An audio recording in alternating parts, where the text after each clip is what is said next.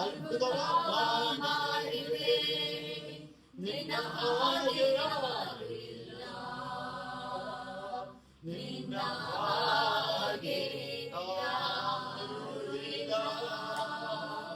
ಯೇಸು ಉನ್ನತ ಅದ್ಭುತವ ಮಾಡಿದೆ, ನಿನ್ನ ಹಾಗೆ ಯಾರು ಇಲ್ಲ,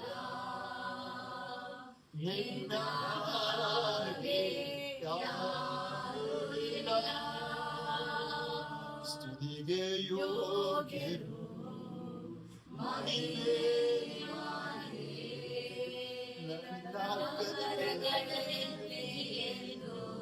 ನಿನ್ನನ್ನೇ ಆರಾಧಿಸುವೆ, ಸ್ತುತಿಗೆ ಯೋಗ್ಯರು ಮಹಿಮೆಯಾಗಿ ನನ್ನ ಕರಗಳೆತ್ತಿ ಎಂದು ನಿನ್ನನ್ನೇ ಆರಾಧಿಸುವೆ. ನೀನು ಉನ್ನತ ಅದ್ಭುತವ ಮಾಡಿದೆ, ನಿನ್ನ ಹಾಗೆ ಯಾರು ಇಲ್ಲ, ನಿನ್ನ ಹಾಗೆ ಯಾರು ಇಲ್ಲ. ಯೇಸು ಉನ್ನತ ಅದ್ಭುತವ ಮಾಡಿದೆ, ನಿನ್ನ ಹಾಗೆ ಯಾರು ಇಲ್ಲ, ನಿನ್ನ ಹಾಗೆ ಯಾರು ಇಲ್ಲ. ಹಲ್ಲೆಲೂಯಾ. ಅದ್ಭುತ ಮಾಡಿದ್ದಾನೆ, ಇನ್ನು ಮಾಡುವಂತನಾಗಿದ್ದಾನೆ. ಆಮೇಲೆ ಇಲ್ಲಿ ಮಾಡ್ತಿದ್ದೀವಿ, ಇಲ್ಲಿರುವಾಗ ಅದ್ಭುತ, ನೀವು ಹೊರಟು ಹೋಗುವ ಅದ್ಭುತ, ನೀವು ಮನೆ ಹೋಗುವಾಗ ಅದ್ಭುತ, ಮನೆಯಲ್ಲಿರುವಾಗ ಮನೆಯಿಂದ ಹೋಗುವಾಗ ಅದ್ಭುತ. ಆಮೇಲೆ ನಮ್ಮ ಕರ್ತನು ಅದ್ಭುತ ಸ್ವರೂಪಿ, ಅವನ ನಬಿಯಾಗಿ ಅದ್ಭುತಗಳನ್ನು ಮಾಡುವಂತನಾಗಿದ್ದಾನೆ. ಅಸಾಧಾರಣವಾದ ಕಾರ್ಯಗಳು ನಮಗೋಸ್ಕರ ಮಾಡುವಂತನಾಗಿದ್ದಾನೆ. ಆಮೇಲೆ ಹಲ್ಲೆಲೂಯಾ.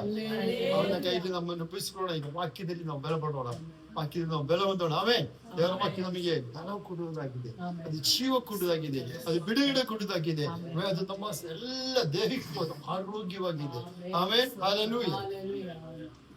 ದೇವರ ಸ್ತೋತ್ರ. ಇವತ್ತು ನಾವು ಮತ್ತಾಯನ ಬರೆದ ಸುವಾರ್ತೆ ಅದರದ್ದು 12ನೇ ಅಧ್ಯಾಯ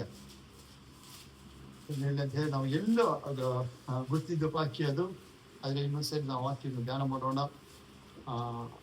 17ನೇ ಅಧ್ಯಾಯ ಅದರದ್ದು 20-21 ವಾಕ್ಯ ನಾವು ಓದ್ಕೊಳ್ಳೋಣ. ನಿಮ್ಮ ನಂಬಿಕೆ ಕಡಿಮೆಯಾಗಿರುವುದರಿಂದಲೇ ಆಗಲಿಲ್ಲ. ನಿಮಗೆ ಸತ್ಯವಾಗಿ ಹೇಳುತ್ತೇನೆ, ಸಾಸಿವೆ ಕಾಳಷ್ಟು ನಂಬಿಕೆ ನಿಮಗೆ ಇರುವುದಾದರೆ ನೀವು ಈ ಬೆಟ್ಟಕ್ಕೆ ಇಲ್ಲಿಂದ ಅಲ್ಲಿಗೆ ಹೋಗು ಎಂದು ಹೇಳಿದರೂ ಅದು ಹೋಗುವುದು, ಮತ್ತು ನಿಮ್ಮ ಕೈಯಿಂದ ಆಗದಂಥದ್ದು ಒಂದು ಇರುವುದಿಲ್ಲ ಅಂದನು. ಆಮೆನ್. ಹಲ್ಲೆಲೂಯಾ. ಇದು ದೇವರ ವಾಕ್ಯ, ಇದು ದೇವರ ವಾಕ್ಯ. ಯೇಸು ಹೇಳಿದೆ, ಸತ್ಯವಾಗಿ ನಾನು ನಿಮಗೆ ಹೇಳ್ತೇನೆ, ಸತ್ಯವಾಗಿ ನಿಮಗೆ ಹೇಳ್ತೇನೆ,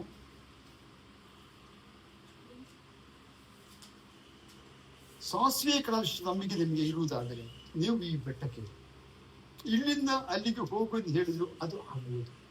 ಆಮೇಲೆ ನಾವು ಹೇಳಿದೆ, ಸಾಸಿವೆ ಕಾಳಷ್ಟು ನಂಬಿಕೆ, ಸ್ವಲ್ಪ ನಂಬಿಕೆ ಇದ್ರೆ ಸಾಕು, ನಂಬಿಕೆ ಇದ್ರೆ ಸಾಕು, ಅದು ಆಗುತ್ತದೆ, ಆಗುತ್ತದೆ.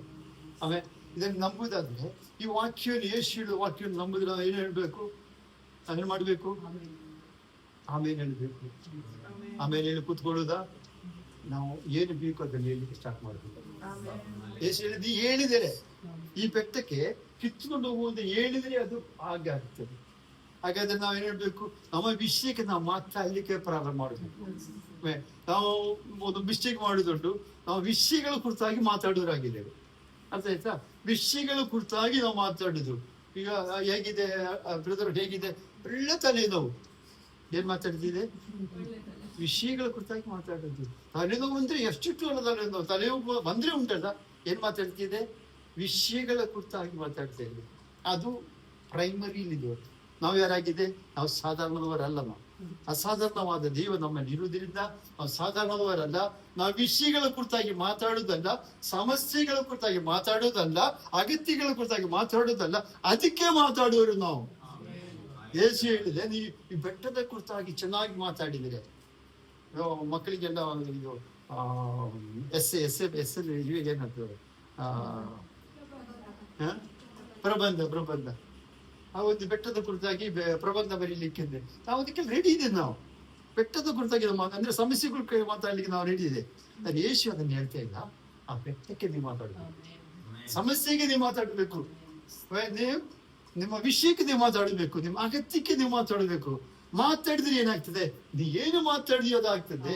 ನಾವು ಏನು ಮಾತಾಡ್ತೇವೋ ಅದು ಆಗುತ್ತದೆ. ಅದು ಆಗ್ತದೆ. ಅದು ನಮಗೆ ಗೊತ್ತು.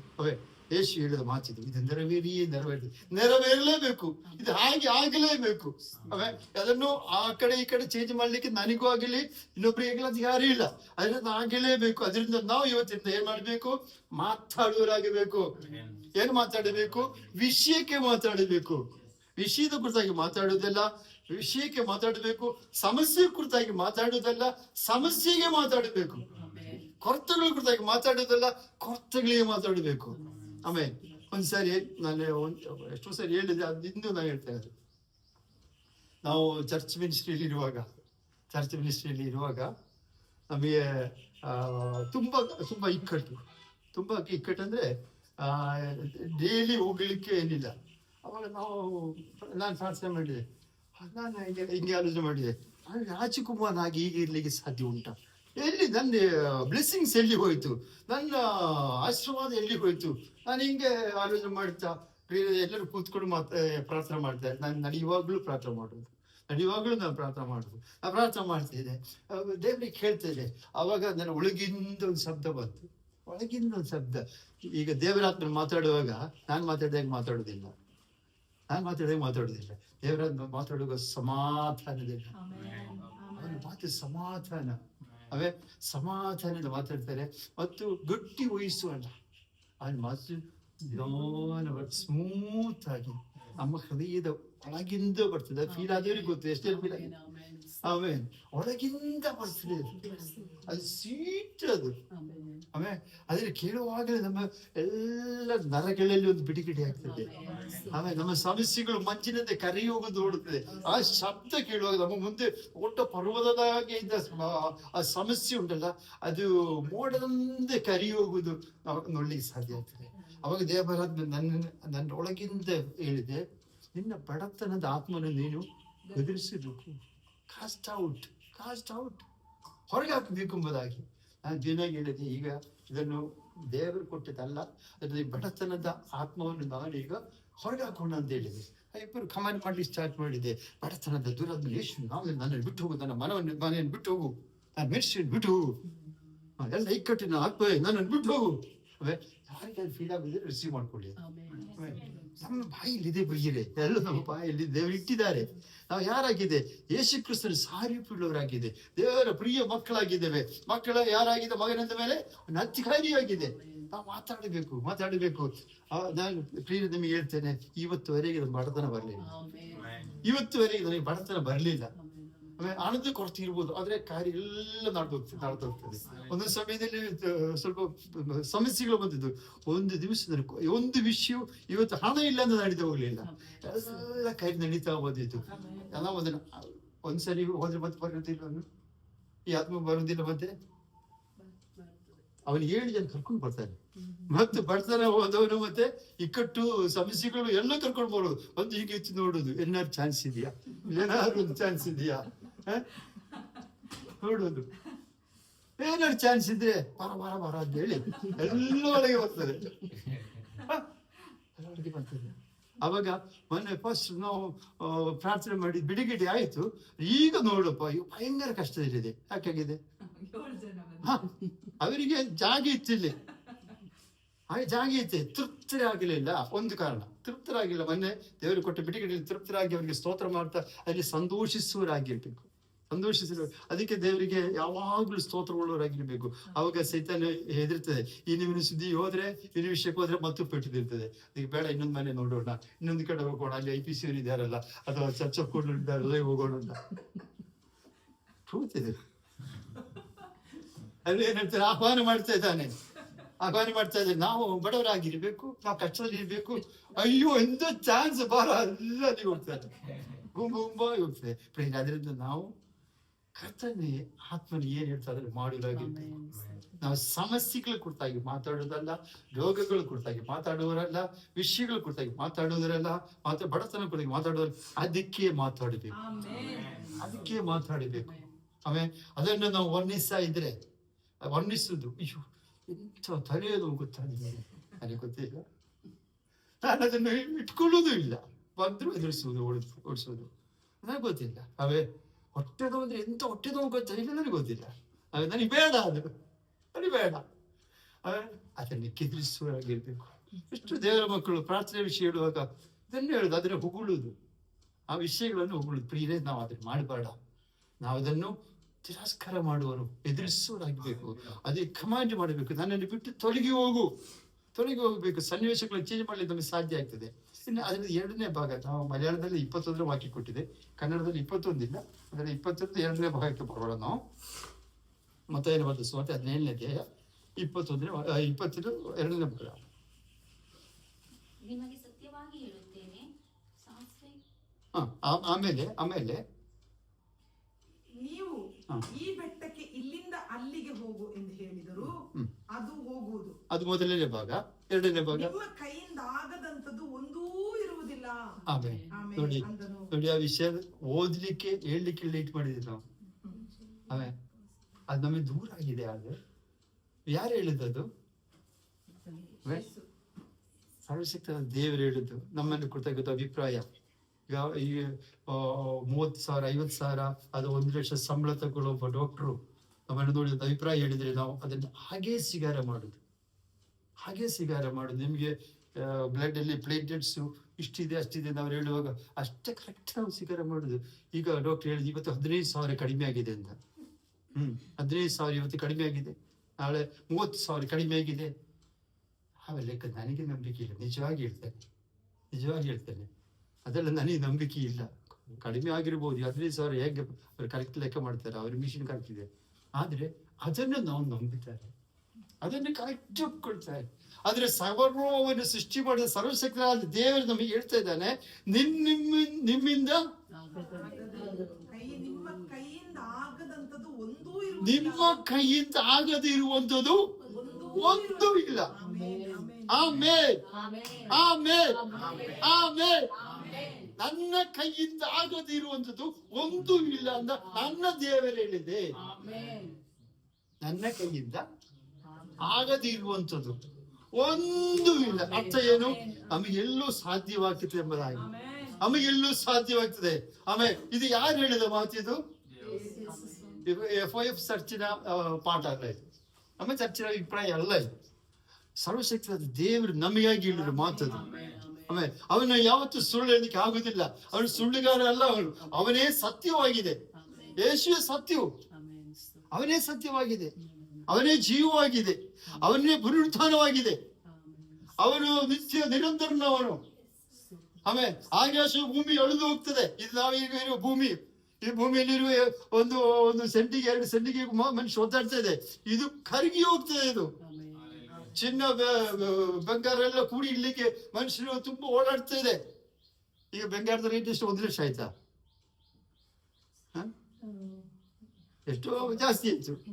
1 ಲಕ್ಷ ಆದ್ರೂ ಚಿನ್ನ ಇಲ್ಲ. ಅದನ್ನು ಕೂಡಿ ಇಡ್ಲಿಕ್ಕೆ ಓಡಾಡ್ತಾ ಇದೆ. ಅದು ಕರಗಿ ಹೋಗ್ತದೆ, ಅದು ಯಾರಿಗೂ ಬೇಡ ಅದು. ಆಮೇಲೆ ಆದ್ರೆ ದೇವರ ವಾಕ್ಯವು ಅದು ಎಂದಿಗೂ ಚೇಂಜ್ ಆಗುದಿಲ್ಲ. ದೇವರ ವಾಕ್ಯವು ಒಂದು ಸೊನ್ನೆ ಆದ್ರೂ, ಒಂದು ಸಣ್ಣ ಗುಡ್ಸಾದ್ರೂ ಚೇಂಜ್ ಆಗ್ಲಿಕ್ಕೆ ಸಾಧ್ಯ ಇಲ್ಲ. ಆಮೇಲೆ ಯೇಸು ಏನ್ ಹೇಳಿದೆ ವಾಕ್ಯ ಓದಿನ 2ನೇ ಭಾಗ, ನಿಮ್ಮ ಕೈಯಿಂದ ಆಗದಂತದ್ದು ಒಂದೂ ಇರುವುದಿಲ್ಲ. ನಿಮ್ಮ ಕೈಯಿಂದ ಆಗದೆ ಇರುವಂತದ್ದು ಒಂದೂ ಇರುವುದಿಲ್ಲ. ಯಾವುದಾದ್ರೂ ಅದನ್ನು ಹೊರಗೆ ಇಡ್ಲಿಕ್ಕೆ ಉಂಟಾ? ಯಾವುದು ಹೊರಗೆ ಇಡ್ಲಿಕ್ಕಿಲ್ಲ, ಎಲ್ಲವೂ ನಮಗೆ ಸಾಧ್ಯವಾಗ್ತದೆ. ಆಮೇಲೆ ಹಾಗಾದ್ರೆ ನಾವು ಒಂದು ಹಾಡು ಹೇಳಿದೆ, ಅದರಲ್ಲಿ ಸಾಧ್ಯವೂ ಎಲ್ಲ ಸಾಧ್ಯವೂ ನಿನ್ನಿಂದ ಎಲ್ಲ ಸಾಧ್ಯ. ಮೈಕಿಲ್ಲ, ಅದಕ್ಕೆ ನಾನು ಹಾಡಿದ್ದು ನಿಮಗೆ ಗೊತ್ತಾಗುದಿಲ್ಲ. ಸಾಧ್ಯವೂ ಎಲ್ಲ ಸಾಧ್ಯವೂ ನನ್ನಿಂದ ಎಲ್ಲ ಸಾಧ್ಯ. ನಾನೇನ್ ಹೇಳ್ತಾ ಸತ್ಯ ಹೇಳ್ತಾ ಇದ್ದೆ, ನಾನು ಸತ್ಯ ಹೇಳ್ತಾ ಇದ್ದೆ. ಆಮೇಲೆ ಕೇಳುವರಿಗೆ ಅದು ಹುಚ್ಚು ಮಾತಾಗಿ ತೋರಿದ್ರೆ ನನಗೆ ತೊಂದರೆ ಇಲ್ಲ. ನನಗೇನು, ನನ್ನ ಅಪ್ಪ ಹೇಳಿದ ಮಾತು ನಾನು ಹೇಳ್ತಾ ಇದ್ದೆ, ನನ್ನ ಕುರಿತಾಗಿ ಅವನು ಹೇಳಿದ್ದು. ಹೇಳ್ತಾರಲ್ಲ, ಬ್ಲಡ್ ಕೌಂಟ್ 15,000 ಕಡಿಮೆ ಆಗಿದೆ, ಎಲ್ಲರಿಗೂ ಹೇಳ್ತಾರೆ, ಫೋನ್ ಮಾಡಿ ಹೇಳ್ತಾರೆ, ಮತ್ತೆ ವಾಟ್ಸಪ್ ಹಾಕ್ಬಿಡ್ತಾರೆ. ಹಾಕಿದ್ದೀರಾ? ಅಷ್ಟು ಧೈರ್ಯ ಅವರಿಗೆ. ಆಮೇಲೆ ಕೂತ್ಕೊಂಡ್ರ ಹುಡುಗಿ ಅದನ್ನು ಬೋರ್ಡಲ್ಲಿ ನೋಡ್ತಾ ಏನೋ ಬರೆದು ಬಿಟ್ಟಿದ್ದಾರೆ. ಆಗಿದುಂಟು ಪ್ರಿಯರೇ, ಎಲ್ಲ ಆಗಿದುಂಟು. ನಮ್ಮ ಊರಲ್ಲಿ ಒಬ್ಬ ಅಣ್ಣ ಯೂರಿನ್ ಟೆಸ್ಟ್ ಇದೆ, ರಿಸಲ್ಟ್ 4 ತಿಂಗಳು ಗರ್ಭಿಣಿ.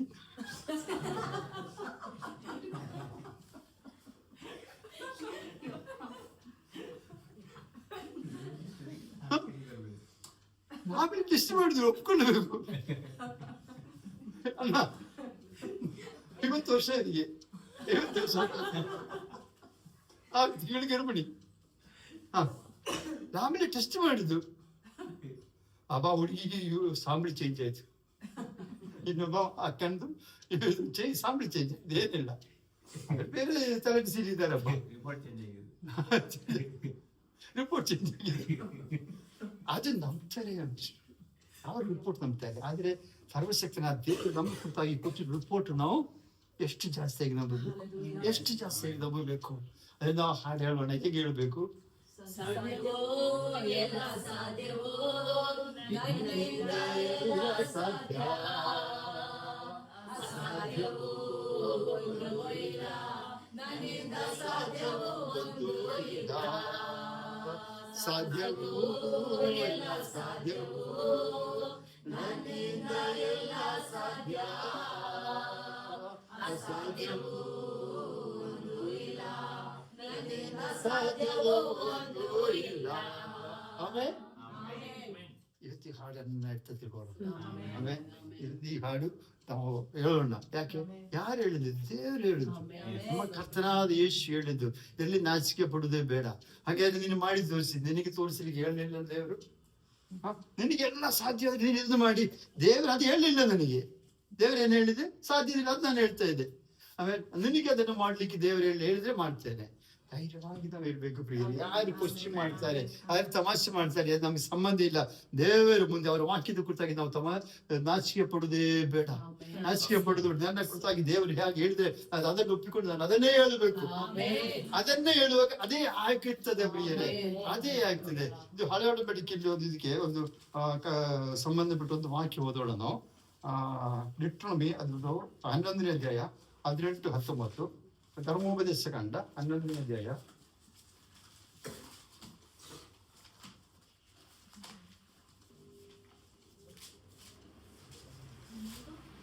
18-19.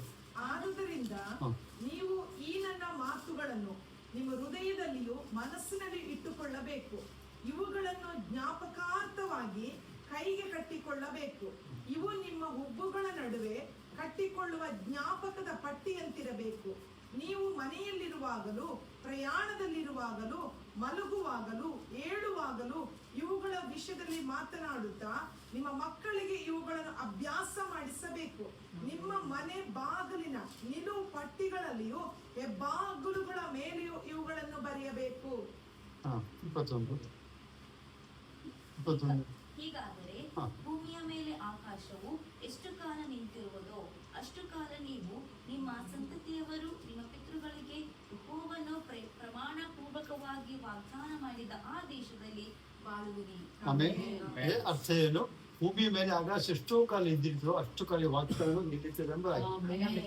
ಯೇಸು ಹೇಳಿದ ಮಾತು, ಅವತ್ತು ಹೇಳಿದ ಮಾತು ಇವಾಗ ಉಂಟಾ? ಭೂಮಿ ಆಕಾಶಕ್ಕೆ ಸಾಕ್ಷಿ. ಅದನ್ನು ನಾವು ನಂಬಿದರೆ ಅದು ಅಷ್ಟು ಕಾಲ, ಭೂಮಿ ಆಕಾಶ ಇರುವಷ್ಟು ಕಾಲ ನಮ್ಮ ಮೇಲೆ ಇರ್ತದೆ. ನಾವು ಮಾಡಬೇಕಾದ ಕೆಲಸ ಏನಂದ್ರೆ, ಅದು 18ನೇ ಅಧ್ಯಾಯದಲ್ಲಿ ನಾವು 18ನೇ ವಾಕ್ಯ ಓದ್ತಾ ಇದೆ. ಆದ್ದರಿಂದ ನೀವು ಈ ನನ್ನ ಮಾತುಗಳನ್ನು ನಿಮ್ಮ ಹೃದಯದಲ್ಲಿಯೂ ಮನಸ್ಸಿನಲ್ಲಿಯೂ ಇಟ್ಟುಕೊಳ್ಳಬೇಕು, ಇವುಗಳನ್ನು ಜ್ಞಾಪಕಾರ್ಥವಾಗಿ ಕೈಗೆ ಕಟ್ಟಿಕೊಳ್ಳಬೇಕು. ಇವು ನಿಮ್ಮ ಉಪ್ಪುಗಳ ನಡುವೆ ಕಟ್ಟಿಕೊಳ್ಳುವ ಜ್ಞಾಪಕ ಪಟ್ಟಿಯ ಅಂತ ಇರಬೇಕು. ನೀವು ಮನೆಯಲ್ಲಿ ಇರುವಾಗಲೂ ಪ್ರಯಾಣದಲ್ಲಿರುವಾಗಲೂ ಮಲಗುವಾಗಲೂ ಹೇಳುವಾಗಲೂ ಇವುಗಳ ವಿಷಯದಲ್ಲಿ ಮಾತಾಡುತ್ತಾ ನಿಮ್ಮ ಮಕ್ಕಳಿಗೆ ಇವುಗಳನ್ನು ಅಭ್ಯಾಸ ಪಡಿಸಬೇಕು. ಆಮೇಲೆ ಇದನ್ನು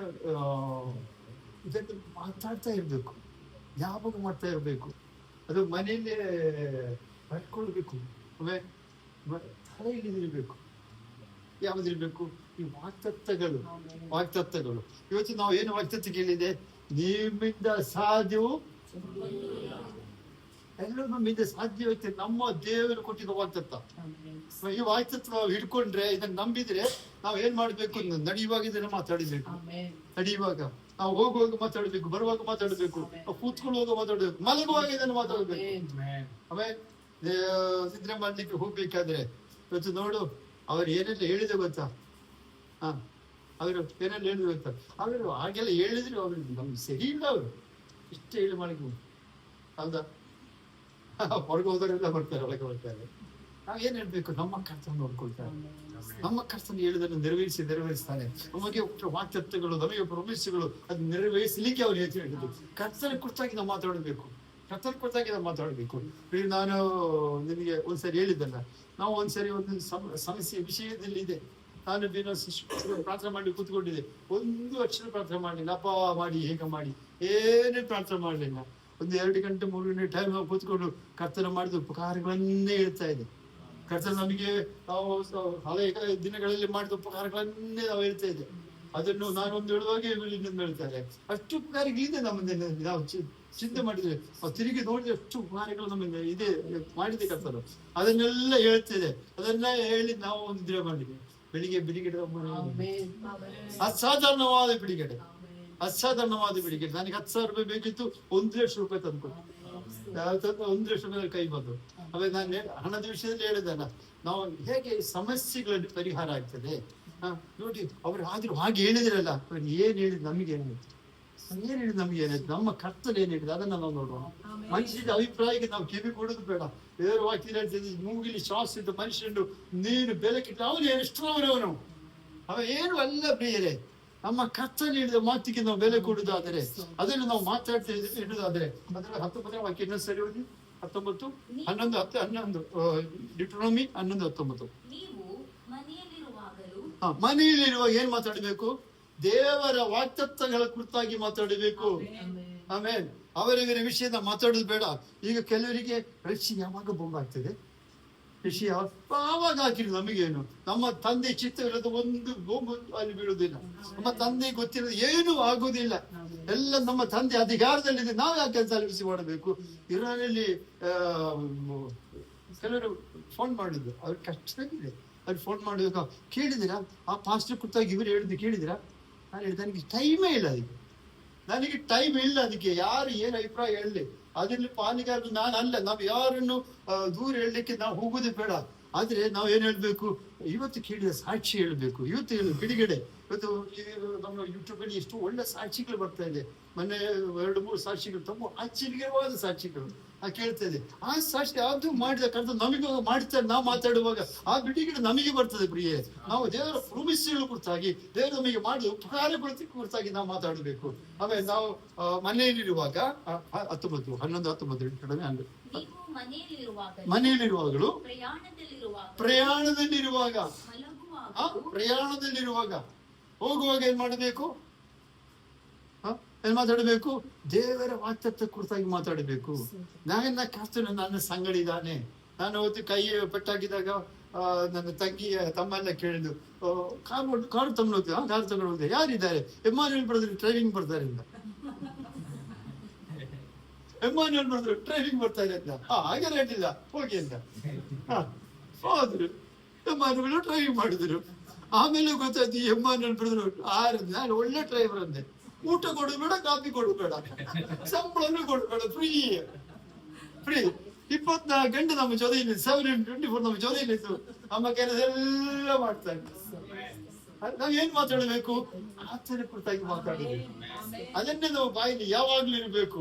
ಆತನನ್ನು ಸುಧಿಸ್ತಾ ಇರ್ಬೇಕು, ಆತನನ್ನು ಆರಾಧಿಸಬೇಕು, ಆತನ ಮಾಡಿದ ಉಪಕಾರಗಳು ಕುರಿತಾಗಿ ನಾವು ಮಾತಾಡಬೇಕು. ಆಮೇಲೆ ಆವಾಗ ಪ್ರಯಾಣದಲ್ಲಿರುವಾಗಲೂ, ಮಲಗುವಾಗಲೂ, ಆಮೇಲೆ ಮಲಗುವಾಗ ಏನ್ ಮಾಡ್ಬೇಕು?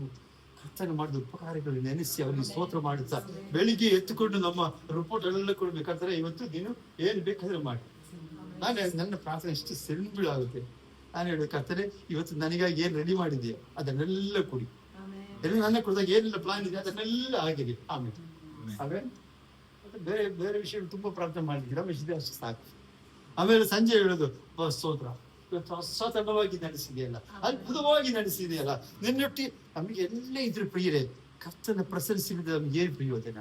ಇವತ್ತು ಕರ್ತನುಟ್ಟಿದ್ದಾನೆ, ನಿನ್ನುಟ್ಟಿನಲ್ಲಿ ಕೃಪೆ ಕೊಟ್ಟಿದೆಯಲ್ಲ, ನಿನ್ನ ಮುಖವನ್ನು ನೋಡಿದ್ದೀನಿ, ಕೃಪೆ ಕೊಟ್ಟಿದೆಯಲ್ಲ, ನಿನ್ನ ಆರಾಧಿಸುವ ಕೃಪೆ ಕೊಟ್ಟಿದೆಯಲ್ಲ. ನಮಗೆ ದೊಡ್ಡ ಫಂಕ್ಷನ್ ಅಲ್ಲಿ ಬಿರಿಯಾನಿ ಅದೆಲ್ಲ ಇದ್ರು ನಮಗೆ ಟೇಸ್ಟ್ ಆಗುದಿಲ್ಲ ಪ್ರಿಯರೇ. ಅದು ಟೇಸ್ಟ್ ಯಾವಾಗ ಯೇಸು ಜೊತೆಗಿದ್ರೆ ಮಾತ್ರ ಟೇಸ್ಟ್. ಆಮೇಲೆ ಬೇರೆ ಯಾವುದು ಬೇಡ. ಯೇಸು ನಮ್ಮ ಸಂಗಡ ಇದ್ರೆ ಎಲ್ಲೂ ನಮ್ಮಲ್ಲಿ ಇದೆ ಪ್ರಿಯರೇ. ಅವರು ಸಮಸ್ತಕ್ಕೂ ಅಧಿಕಾರಿಯಾಗಿದೆ, ಒಡೆಯವರಾಗಿದ್ದಾನೆ ಅವರು. ಆಮೇಲೆ ಮಲಗುವಾಗ ಏನ್ ಮಾಡಬೇಕು ನಾವು? ಇದನ್ನೇ ಮಾತಾಡಬೇಕು. ಯಾವುದು? ದೇವರ ಪ್ರಾಮಿಸ್ಗಳನ್ನೇ ಮಾತಾಡಬೇಕು. ನಾವು ಏನ್ ನಂಬಿದೆ ಅದನ್ನೇ ಮಾತಾಡಬೇಕು. ಅಯ್ಯೋ ನಾಳೆ ಏನ್ ಮಾಡುದಪ್ಪ, ನಾಳೆ ನಾ ಮಾಡುದಿದ್ದ ದೇವರಿದಾನಲ್ಲ, ಅವನು ನೋಡಿಕೊಳ್ತಾರೆ. ನಾಳೆ ದೇವರು ನೋಡಿಕೊಳ್ತಾರೆ. ಇವತ್ತು ನೋಡಿದವರು ನಾಳೆ ಇದೆ ಪ್ರಿಯರೇ. ನಾಳೆ ಇದು ಬಕ್ರೀದು, ಅದರಿಂದ ನಾಳೆ ರಜೆ ದೇವರಿಗೆ ಉಂಟಾ? ದೇವರಿಗೆ ರಜೆ ಉಂಟಾ? ನಿನ್ನೆ ರಜೆ ಇಲ್ಲ ಅವನಿಗೆ. ನಮಗೆ ದಿನ ಇಲ್ಲ, ಅವನಿಗೆ ಆ ದಿನ ಎಲ್ಲ ಇಲ್ಲ. ಆಮೇಲೆ ದೇವರು ಯಾವಾಗಲೂ ನಮ್ಮ ಸಂಗಡ ಇದೆ ಪ್ರಿಯೆ. ಹಿಂದೆ ನಮ್ಮನ್ನು ಕಾದು ಕೈ ಹಿಡಿದು ನಡೆಸುವವರು ಇನ್ನು ಮುಂದೆ ಹಾಗೇ ನಡೆಸ್ತಾನೆ. ಆದ್ರೆ ಒಂದು ವ್ಯತ್ಯಾಸ, ದಿನ ಇದ್ದಾಗೆಲ್ಲ ಇವತ್ತು ಸ್ವಲ್ಪ ಮೇಲೆ ಅವೇ ನಿಧಿವನ ಪ್ರಯಾಣ ಮೇಲಕ್ಕೆ ಹೋಗ್ತದೆ, ಮೇಲಕ್ಕೆ ಹೋಗ್ತದೆ. ಆಶೀರ್ವದಿಸುವರು, ಆಮೇಲೆ ಆಶೀರ್ವದಿಸುವರು, ಆಮೇಲೆ ಹೆಚ್ಚಿಸುವರು. ಆಮೇಲೆ ಓದುವಾಗ ಜೆನೆಸಿಸ್ 17ನೇ ಅಧ್ಯಾಯದಲ್ಲಿ 17 ಇರ್ಬೇಕಂದ್ರೆ ಮಲ್ಟಿಪ್ಲೈ ಆಗೋದು.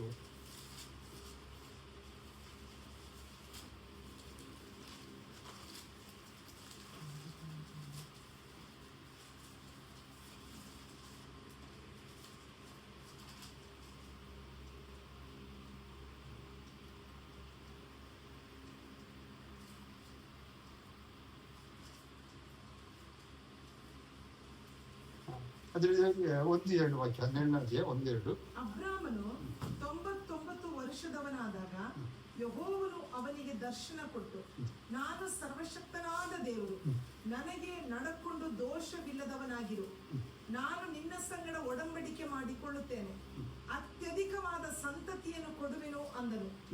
ಅಬ್ರಾಮನು ಸಾಕು. ಈಗ ಇಂಗ್ಲಿಷ್ 2ನೇ ವಾಕ್ಯ ಒಂದು ಸಿರೋನು.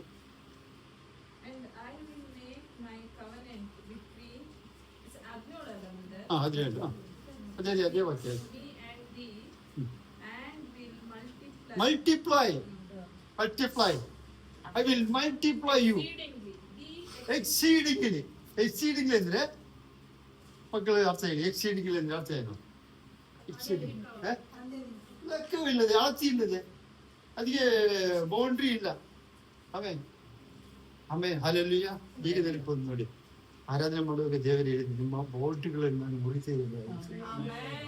ಬೌಂಡ್ರಿಗಳು ನಮ್ಮ ಇಟ್ಟಿದೆಲ್ಲ, ನಾನಿಷ್ಟೇ ಅಂತ ಹೇಳಿದೆಲ್ಲ, ನಾವು ಒಟ್ಟು ಬೌಂಡ್ರಿಗಳು ದೇವರ ಆತ್ಮನಿಂದ ನಮಗೆ ನಾವು ಇಟ್ಟಿದ್ದ ಲಿಮಿಟ್ಗಳು, ಬೌಂಡ್ರಿಗಳು ಲಿಮಿಟ್ ಮಾಡಿದಲ್ಲಿ ದೇವರ ಆತ್ಮನಿಂದ ಮುಗಿತೇವೆ. ಆಮೇಲೆ ಲಿಮಿಟ್ ಹೋಯ್ತು ಬಿಡಿ, ನಮಗೆ ಇನ್ನು ಲಿಮಿಟೇ ಇಲ್ಲ. ಸ್ಪೀಡ್ ಗ್ಯಾಸ್ ಲಿಮಿಟ್ ಮಾಡಕ್ಕೆ ಹೋಗ್ಬೇಡ. ದೇವರ ಮಹಿಮೆ ತಕ್ಕ ಇಲ್ಲಿ ಹೇಳ್ತದೆ, I will multiply you exceedingly. ಅದೇ ಹಿಬ್ರೂಸ್ ಎಬ್ರಿಯರ ಪತ್ರಿಕೆಗಳು ಓದ್ತೇವೆ, ಆಶೀರ್ವದಿಸಿ ಹೆಚ್ಚಿಸಿ ಹೆಚ್ಚಿಸಿದರು. ಎಕ್ಸೀಡಿಂಗ್ಲಿ ಅಂದ್ರೆ ಅಳತಿ ಇಲ್ಲದೆ. ಆಮೇಲೆ ನಮಗೆ ಏನ್ಬೇಕು? ಅಳತಿ ಇಲ್ಲದ ಅಭಿಷೇಕ ಬೇಕು, ಅಳತಿ ಇಲ್ಲದೆ ಕೃಪಾವರಿಗಳು ಬೇಕು, ಅಳತಿ ಇಲ್ಲದೆ ಹಣಕಾಸು ಸಂಪತ್ತು ಬೇಕು ನಮಗೆ. ಯಾಕೆ ಸಂಪತ್ತು ಬೇಕು? ಪಿಜಿಗಳು ಕೇಳ್ತಾರೆ, ನೀನು ಇಲ್ಲಿ ಮೀಟಿಂಗ್ ನಡೆಸುವಾಗ ಅಲ್ಲಿ ಹಿಂದೂ ಮಹಾಸಭೆಯರು ಕೊಡ್ತಾರೆ ಮೀಟಿಂಗ್ ಅದಕ್ಕೆ. ಮತ್ತೆ ಯಾರು ಕೊಡ್ಬೇಕು? ಎಲ್ಲ ಬಡತನದಲ್ಲಿ ಇದ್ರೆ ಯಾರು ಕೊಡ್ತಾರೆ? ಬೇಡಕ್ಕೆ ಹೋಗ್ಬೇಕಾ? ದೇವರ ಮಕ್ಕಳ ಆಶೀರ್ವಾದ ಹೊಂದಬೇಕು, ಅದು ನಮ್ಮ ಸ್ವಾಸ್ಥ್ಯ, ಕೊಡಲ್ಪಟ್ಟದ್ದು. ಅದು ಮಿತಿ ಇಲ್ಲದೆ ನಮಗೆ ಬೇಕು.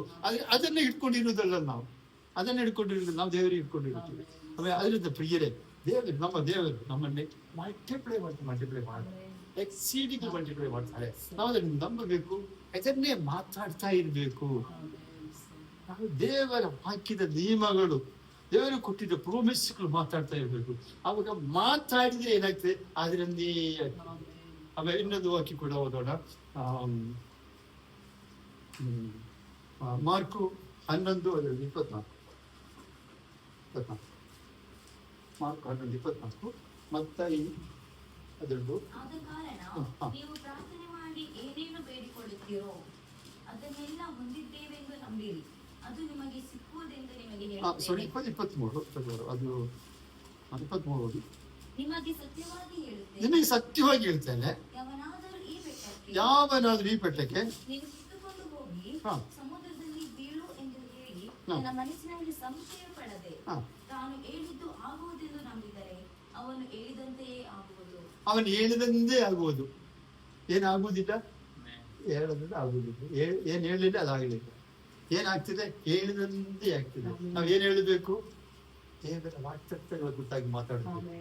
ಅವಾಗ ಮಾತಾಡ್ತೀವಿ, ಮನೆಯಲ್ಲಿರುವಾಗ, ಹೊರಗೆ ಹೋಗುವಾಗ, ವ್ಯವಹಾರದಲ್ಲಿ ಇರುವಾಗ, ಕೆಲಸ ಮಾಡುವಾಗ, ಮಲಗುವಾಗ, ಅಂದ್ರೆ 24/7 ಏನ್ ಮಾತಾಡಬೇಕು, ದೇವರ ವಾಕ್ತತ್ವಗಳು ಮಾತಾಡಬೇಕು. ಮಾತಾಡಿದ್ರೆ ಏನಾಗ್ತದೆ, ಹೇಳಿದ್ರೆ ಏನಾಗ್ತದೆ, ಹೇಳಿದಂತೆ ಆಗ್ತದೆ, ಹೇಳಿದಂತೆ ಆಗ್ತದೆ. ಆಮೇಲೆ ಇನ್ನೊಂದು ಎರಡನೇ ಭಾಗ, ನಾವು ಏನ್ ಹೇಳಬಾರ್ದು, ಏನು ಬೇಡ ಅದನ್ನ ಹೇಳಬಾರ್ದು. ಏನ್ ನಮಗೆ ಹಕ್ಕಿಲ್ಲ ಅದನ್ನ ನಾವು ಹೇಳಬಾರ್ದು. ಇನ್ನೊಬ್ಬರು ತಪ್ಪುಗಳು ನಮಗೆ ಬೇಡ, ನಾವು ಅದನ್ನ ಹೇಳುದು ಬೇಡ, ಅದನ್ನ ಹೇಳಬಾರ್ದು. ಅವರು ಏನೇ ಮಾಡಿದ್ರು ಅದು ಅವರಿಗೆ ಸಂಬಂಧಪಟ್ಟದ್ದು. ಅದಕ್ಕೆ ಅವರನ್ನು ನೋಡುವುದೇ ಬೇಡ. ಆ ಕರ್ತನು ಸಾಧ್ಯ ಅವರಿಗೋಸ್ಕರ ಪ್ರಾರ್ಥನೆ ಮಾಡೋಣ. ಅವ್ರು ತಪ್ಪು ಮಾಡಿದ್ರೆ, ಅವ್ರು ಏನಾದ್ರು ಮಿಸ್ಟೇಕ್ ಮಾಡಿದ್ರೆ, ಸೇವೆಯಲ್ಲಿ ಮಿಸ್ಟೇಕ್ ಇದ್ರೆ ಅವರಿಗೋಸ್ಕರ ಪ್ರಾರ್ಥನೆ ಮಾಡಿ. ಇನ್ನೊಬ್ಬರಿಗೆ ನಾವು ವಿಷಯ ಶೇರ್ ಮಾಡಬಾರ್ದು. ಅಂದ್ರೆ ಇದು ನಮಗೆ ಬೆಳವಣಿಗೆಗಾಗಿ ದೇವರು ಕೊಟ್ಟಿದ್ದು. ಮೊನ್ನೆ ನಾವು ಕ್ಷಮಿಸಿ ವಿಷಯದಲ್ಲಿ ನಾವು ದೇವರ ವಾಕ್ಯ ಎಚ್ಚರಿಕೆ ಕೊಟ್ಟಿದೆ. ಇನ್ನಿದು ತಪ್ಪು ಅರ್ಥಾರ್ಥಿ ಹೇಳ್ಬಾರ್ದು. ನಾವು ಏನ್ ಹೇಳಲಿಕ್ಕೆ ಕರೆಯಲ್ಪಟ್ಟಿದೆ, ದೇವರ ನ್ಯಾಯಶಾಸ್ತ್ರವನ್ನು, ನಿಯಮಗಳನ್ನು ಹೇಳಲಿಕ್ಕೆ, ಆಶೀರ್ವಾದ ಕುರಿತಾಗಿ ಮಾತಾಡಿ, ಯೇಸು ಕ್ರಿಸ್ತರ ಕುರಿತಾಗಿ ಮಾತಾಡಲಿಕ್ಕೆ ಕರೆಯಲ್ಪಟ್ಟಿದೆ. ನಾವು ಯೇಸು ಏನ್ ಹೇಳಿದೆ ಅದನ್ನೇ ಹೇಳ್ಬೇಕು. ಅದನ್ನ ಹೇಳುವಾಗ ಏನಾಗ್ತದೆ, ಅದರಂತೆ ಆಗ್ತದೆ. ಆಮೇಲೆ ಅದರಂತೆ ಆಗ್ತದೆ. ಇದು ದೇವರ ಮಹಾಕೃಪಾವರ ಪ್ರಿಯರೇ. ಆಮೇಲೆ ನಾವು ಅದ್ರ ಬಗ್ಗೆ ಆಗ್ಬೇಕಾದ್ರೆ ನಾವು ಕಷ್ಟಪಡ್ಬೇಕಂತಲ್ಲ ದೇವರ ವಾಕ್ಯ ಹೇಳುದು. ಆದ್ರೆ ನಾವು ಹೇಳಬೇಕು, ಹೇಳಿದ್ರೆ ಅದರಂತೆ ಆಗ್ತದೆ. ಇನ್ನು ಮತ್ತೆ ಏನ್ ಮಾಡುದು, 21ನೇ ಅಧ್ಯಾಯ ಅದರಲ್ಲಿ 21ನೇ ವಾಕ್ಯ ಹೋಗ. ಅದಕ್ಕೆ ಯೇಸು, ನಿಮಗೆ ಸತ್ಯವಾಗಿ ಹೇಳುತ್ತೇನೆ, ನೀವು ಸಂಶಯ ಪಡದೆ ನಂಬಿದರೆ ನಾನು ಅಂಜೂರದ ಮರಕ್ಕೆ ಮಾಡಿದಂತದ್ದನ್ನು ನೀವು ಮಾಡುವಿರಿ. ಇದು ಮಾತ್ರವಲ್ಲದೆ ಈ ಬೆಟ್ಟಕ್ಕೆ ನೀನು ಕಿತ್ತುಕೊಂಡು ಹೋಗಿ ಸಮುದ್ರದಲ್ಲಿ ಬೀಳು ಎಂದು ಹೇಳಿದರೆ ಅದು ಆಗುವುದು. ಅದು ಆಗುವುದು. ಸಾಕು. ಅದು ಆಗುವುದು. ಯಾವ್ದಾಗುವುದು,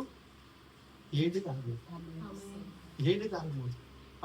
ಅದೇ ನಾವು ಇವತ್ತಿಂದ ಏನ್ ಹೇಳ್ಬೇಕು, ನನ್ನಿಂದ ಸಾಧ್ಯವಿಲ್ಲ ಯಾವುದು, ನನ್ನಿಂದ ಅಸಾಧ್ಯ ಎಂಬುದು ಯಾವುದೂ ಇಲ್ಲ. ದೇವರು ನನಗಾಗಿ ದಾರಿ ಓಪನ್ ಮಾಡಿದೆ. ದೇವರು ನನಗಾಗಿ ಬಾಗಿಲುಗಳು ತೆರೆದಿದೆ. ದೇವರು ನನಗಾಗಿ ಅವಕಾಶವನ್ನು ಒದಗಿಸಿದೆ. ಆಮೇಲೆ ದೇವರು ನನ್ನ ಮುಂದೆ ಹೋಗ್ತಾ ಇದೆ. ದೇವರು ಬಂದಿದೆ. ಅದರಿಂದ ನಾನು ಏನ್ ಹೇಳಿದ್ರು ಆಗ್ತದೆ. ಆಮೇಲೆ ಇನ್ನೊಂದು ವಿಷಯ ಕೂಡ ನಾವು ಒಂದು ಪ್ರಾರ್ಥನೆ ಮಾಡೋಣ. ಪ್ರಾರ್ಥನೆ ಮನುಷ್ಯ ಪ್ರಿಯರೇ, ಇದು ಹೇಗೆ ಆಗ್ತದೆ, ನಾವು ದೇವರಿಂದ ಹುಟ್ಟಿದ್ದವರು. ಇಲ್ಲಿ ಅಲ್ಲಿ ಯನ್ನಾಪುರ ದೇಶದಲ್ಲಿ ನಿಂತ್ಕೊಂಡು ಒಬ್ಬನು ಗಾಡಿಯಲ್ಲಿ ಆ ಕಡೆ ಹೋಗಿ ಅಂತ ಹೇಳಿದ್ರೆ ಯಾರು ಕೇಳ್ತಾರ? ಕಾಕಿ ಬಟ್ಟೆ ಇಟ್ಕೊಂಡು ಒಬ್ಬ ನಿಂತ್ಕೊಂಡು ಪ್ರಶ್ನೆಯನ್ನೇ ಕೇಳೋದು. ಗಾಡಿ ತಿರ್ಗಿಸ್ತಾರೆ ಅವರು, ಎಲ್ಲಿ ಹೋಗ್ತಾ ಗೊತ್ತಿಲ್ಲ, ಅವ್ರು ತಿರ್ಗಿಸ್ತಾರೆ. ಹಾಗೆ ಅಧಿಕಾರ ಉಳ್ಳವರಾಗಿ ಮಾತಾಡೋದು. ಹೇಗೆ ಅಧಿಕಾರ ಬಂದು ದೇವರಿಂದ ಹುಟ್ಟಿದವನು, ಫಸ್ಟ್ ಅದನ್ನ ಹೇಳ್ಬೇಕು. ನಾವು ದೇವರಿಂದ ಹುಟ್ಟಿದವನು, ದೇವರ ಮಗನು. ನಾವೆಲ್ಲ ಯಾರಾಗಿದೆ, ಪರಾತ್ಪರನ ಮಕ್ಕಳಾಗಿದೆ. ಸೈತಾನ್ ದೇವ ಬಂದು ಯೇಸುಗೆ ಹೇಳಿದೆ, ನೀನು ಸರ್ವಶಕ್ತರಾದ ದೇವರ ಕುಮಾರನು. ಅದೇ ನಮ್ಮ ಅಡ್ರೆಸ್. ನಾವು ದೇವರಿಂದ ಹುಟ್ಟಿದವರು, ದೇವರಿಂದ ಹುಟ್ಟಿದವರಾಗಿ ಇರುವುದರಿಂದ ನನ್ನ ಮಾತಲ್ಲಿ ಅಧಿಕಾರವಿದೆ. ಆಮೇಲೆ ಅಧಿಕಾರಿ ಮಗನು ಎಲ್ಲದಕ್ಕೂ ಅಧಿಕಾರಿ ಎಂಬುದಾಗಿ ಗೆಳತಿರ್ಲಿಲ್ಲ ಓದಿದ್ದೇವೆ ಮೊನ್ನೆ. ಆಮೇಲೆ ಗೆಳತಿಯ ಪಡೆದಿದೆ. ಅದು ಮಗನು ಎಲ್ಲದಕ್ಕೂ ಅಧಿಕಾರಿಯಾಗಿದ್ದಾರೆ. ಹೇಗೆ ನಾವು ದೇವರಿಂದ ಹುಟ್ಟಿದ ಬೈ ಬರ್ತ್ ಹಕ್ಕು, ಹುಟ್ಟಿದಿಂದ ಹಕ್ಕು ನನಗಿದೆ, ನಾನು ಹಾದಿರಾಗಿದ್ದಾನೆ. ಆಮೇಲೆ ಅದರಿಂದ ಈ ಅಧಿಕಾರ ನನಗೆ ಉಂಟೆಂಬುದಾಗಿ ನಾನು ತಿಳಿದು ಅದನ್ನು ನಂಬಿ ನಾನು ಮಾತಾಡ್ಲಿಕ್ಕೆ ಪ್ರಾರಂಭ ಮಾಡಬೇಕು.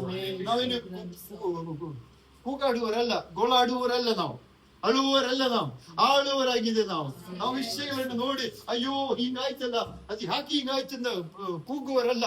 ನಾವು ಸಮಸ್ಯೆಗಳನ್ನು ನೋಡಿ ಮಾತಾಡುವವರಾಗಿದೆ. ನಾವು ವಿಷಯಗಳನ್ನು ನೋಡಿ ಮಾತಾಡುವವರಾಗಿದ್ದೇವೆ. ನಾವು ಅಗತ್ಯಗಳನ್ನು ನೋಡಿ ಮಾತಾಡುವವರಾಗಿದೆ. ದಾರಿ ಒಪ್ಪಳಾಗಿದೆ, ಬಾಗಿಲು ಒಪ್ಪಳಾಗಲಿ. ಆಮೇಲೆ ಹಾಲೆಲೂಯಾ. ಇಲ್ಲದಿರುವುದು ಉಂಟಾಗಲಿ. ಇಲ್ಲ, ಉಂಟಾಗಬೇಕು. ಯಾಕೆ? ನಮ್ಮ ತಂದೆ ಯಾರಾಗಿದ್ದಾನೆ, ಅವನು ಇಲ್ಲದೆ ಇರುವುದನ್ನು ಇದ್ದ ಹಾಗೆ ಕರೆಯುವನು, ಅವನು ಸತ್ತವರನ್ನು ಬದುಕಿಸುವ ದೇವರಾಗಿದ್ದಾನೆ. ಅಲ್ಲಿ ಆ ತಂದೆಯಿಂದ ಹುಟ್ಟಿದ ನನಗೆ ನನಗೆ ಕೊಟ್ಟಿರುವ ಅಧಿಕಾರದಲ್ಲಿ ಅವನ ಮಾತನ್ನು ನಂಬುತ್ತಾ ಇದೆ ಪ್ರಿಯರೇ. ಅವನ ಮಾತನ್ನು ನಂಬುವರಾಗಿದೆ. ನಾವು ವಿಷಯಗಳಿಗೆ ಮಾತಾಡುವರಾಗಿದೆ. ಅದಕ್ಕೆ ನಮ್ಮನ್ನು ಬೇರ್ಪಡಿಸಲಿಕ್ಕೆ ಏನ್ ಮಾಡಬೇಕು? ಯಾವಾಗಲೂ തന്നെ ಮಾತಾಡ್ತಾ ಇದ್ದೇವೆ. ಯಾವಾಗಲೂ ಪ್ರೋಮಿಸಿನ ಬಗ್ಗೆ ಮಾತಾಡಬೇಕು. ತಾನು ದೇವರಿಂದ ಹುಟ್ಟಿದವನು. ಆಮೇಲೆ ಅಲ್ಲೆಲ್ಲೂಯ್ಯ. ನಮ್ಮನ್ನು ನೋಡಿ ನಾವು ಅಲ್ಪರಿಂದ ಮಾತಾಡಬೇಡ. ನಾವು ಏನು ಪ್ರಯೋಜನ ಮಾತಾಡಿ ಸುಳ್ಳದು. ಯೇಸು ಹೇಳಿದೆ, ನೀನು ಉತ್ತಮನೆಂಬುದಾಗಿ. ಯೇಸುವಿಗೆ ಬೇಕಾದವರು ನಾವು, ಯೇಸುವಿಗೆ ಬೇಕಾದವರು ನಾವು. ಆಮೇಲೆ ನಾವು ಅವನಿಗೆ ಪ್ರಯೋಜನಗಳನ್ನು ಖಂಡಿತ ಅವನು ಕರೆದಿದ್ದಾನೆ ಅವನು. ಅಲ್ಲೆಲ್ಲೂಯ್ಯ. ಅಂತ ಪ್ರಿಯರೇ, ಯೇಸುವೆ ಹೇಳಿದ್ರು, ನಮ್ಗೆ ಕೊಟ್ಟ ಹೇಳು, ನಿಮ್ಮಿಂದ ಸಾಧ್ಯವಾದ ಒಂದು, ನಿಮ್ಮಿಂದ ಅದಕ್ಕೆ ಏನ್ ಮಾಡ್ಬೇಕು? ಅದನ್ನ ಮಾತಾಡುವುದಾಗಿತ್ತು. ದೇವ್ರ ಸನ್ನಿಧಿಯಲ್ಲಿ